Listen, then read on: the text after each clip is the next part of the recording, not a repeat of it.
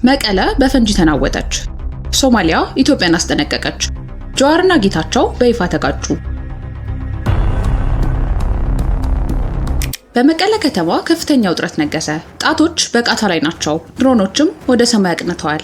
ከጠለምት እስከ ሁመራ፣ ከደባርቅ እስከ ጸሊሞ ባሉ ግንባሮች የጦርነት ነጋሪት ዳግም እየተጎሰመ ነው።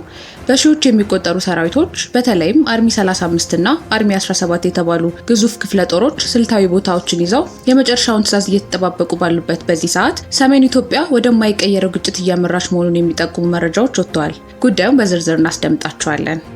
የባንዲራው ድራማና የሞቃዲሾ ዛቻ።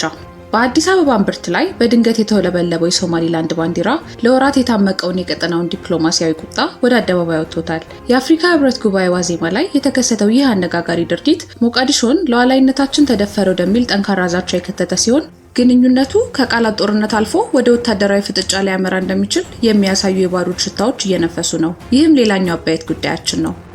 በሌላ ዜና የጌታቸው ረዳና የጀዋር መሐመድ ያልተጠበቀ ፍጥጫ። አቶ ጌታቸው ረዳ ጀዋርን የግል ጥላቻን ከሀገር ጥቅም ጋር አትቀላቅል ሲሉ ወርፈውታል። ጀዋር ደግሞ በበኩሉ የዘር ማጥፋት ወንጀል ከሚፈጽሙ ጋር መወገን እንዴት የሀገር ጥቅም ይሆናል ሲል ጠንከር ያለ ምላሽ ሰጥቷል። በሁለቱ ፖለቲከኞች መካከል የተለኮሰው የቃላት እሳት ምን አንድምታ አለው? ዝርዝር ዘገባውን ይዘናል። አብራችሁን ቆዩ።